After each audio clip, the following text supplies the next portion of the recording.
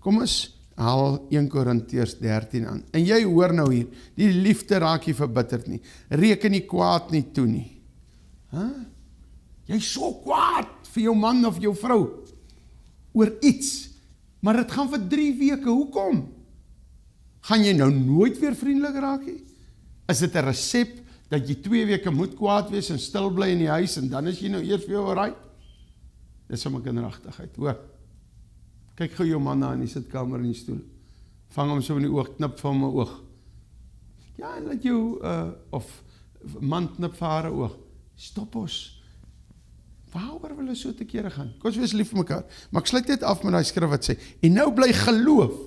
Man, ek het geloof. Nog milies, nog dit. Ek het hoop dat Suid-Afrika change. Liefde.